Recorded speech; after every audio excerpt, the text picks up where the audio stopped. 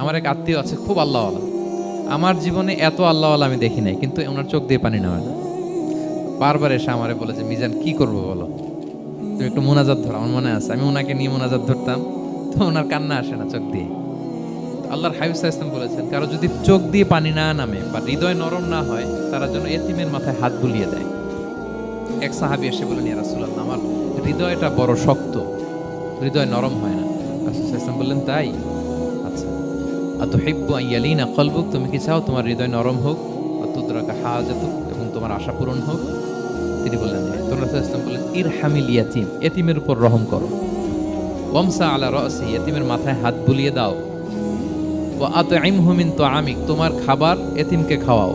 তালিনু কলবুক, তোমার অন্তর নরম হবে। তুদরাকা হাজাতুক, তোমার ইচ্ছা পূরণ হবে। বাংলাদেশে তো অনেক অরফেনেজ আছে, অনাথ আশ্রম, ওখানে যাবেন, সুযোগ হলে একদিন যে একটু লাঞ্চ করলেন ওদের সাথে বসে, ডিনার করলেন, একসাথে খেলেন, ওদের মাথায় হাত বুলিয়ে দিলেন, সাধ্যমতো কিছু উপহার হাতে তুলে দিলেন, আপনার ইচ্ছা পূরণ হবে আর আপনার হৃদয় নরম হবে। কিন্তু তার বিপরীতে আমরা সমাজে কি দেখি, এতিমের মাথায় হাত বুলানো তো দূরের কথা, এতিমের সম্পদও খেয়ে ফেলে অনেকে। হ্যাঁ, এরকম আছে না? এতিমের সম্পদ দেদারসে গিলতেছে। কি যে আমাদের চিন্তাধারা! দেখবেন যে লোকটা এতিমের সম্পদ গিলে, রোজা অবস্থায় এক ফোঁটা আপনি পানি গিলাতে পারবেন না। কেন? হারাম। কিন্তু ওইদিকে ভাতিজার সম্পদ গিলতেছে দেদারসে। আল্লাহ বলেন, এটা ভাতিজার সম্পদ না, এটা তুমি জাহান্নামের আগুন পেটে ঢুকাচ্ছ।